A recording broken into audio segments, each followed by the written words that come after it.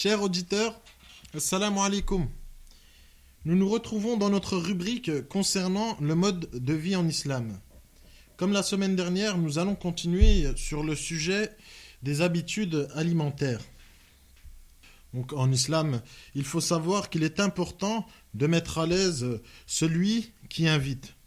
Par exemple, lors d'un repas, il ne faut pas s'attendre à ce qu'on l'on apporte d'autres plats après qu'on ait servi le pain, ni demander quoi que ce soit qui n'est pas sur la table. En effet, le but est de ne pas mettre mal à l'aise la personne qui nous invite.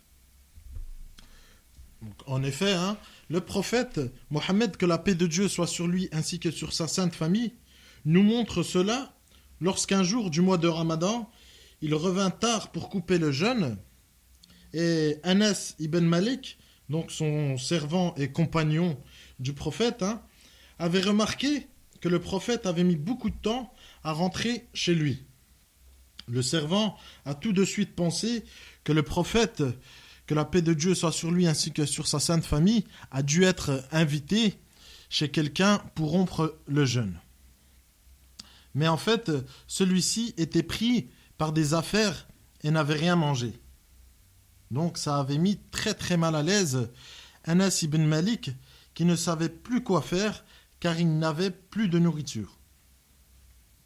Le prophète Mohammed, que la paix de Dieu soit sur lui ainsi que sur sa sainte famille, avait ressenti cela, mais il salua son compagnon tranquillement et allait dormir comme si de rien n'était, et bien sûr donc affamé.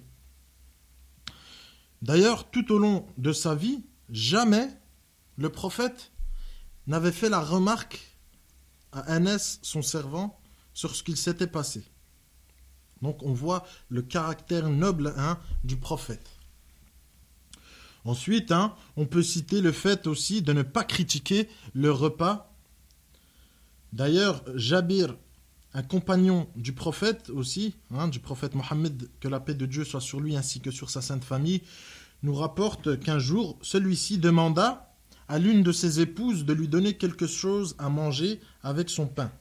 Son épouse lui répondit qu'il ne restait plus que du vinaigre. Il trempa tout simplement son pain dans le vinaigre et dit que le vinaigre est bon pour faire passer le pain. Donc on voit bien qu'à l'époque du prophète Mohammed sallallahu alayhi wa sallam, il fallait de rien pour satisfaire les compagnons.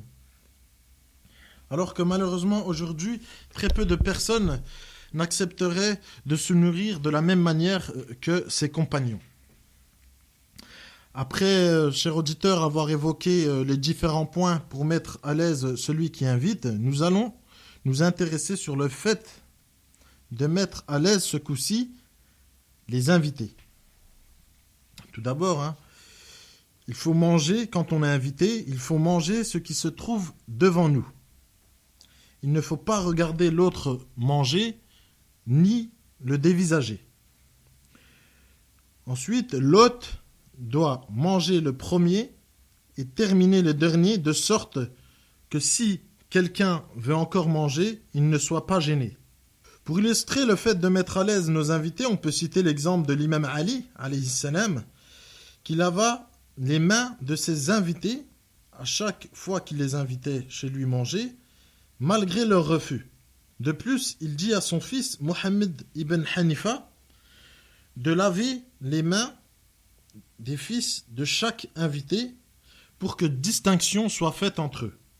On peut citer aussi l'exemple de Zayd al-Abidin, 4e imam des musulmans, qui invita des lépreux à manger alors que les gens avaient de la répulsion vis-à-vis d'eux. Comme aujourd'hui, un peu avec les personnes atteintes de sida. Mais l'imam Ali alayhi salam, avec son très grand comportement et sa générosité, les invita et les mit bien à l'aise.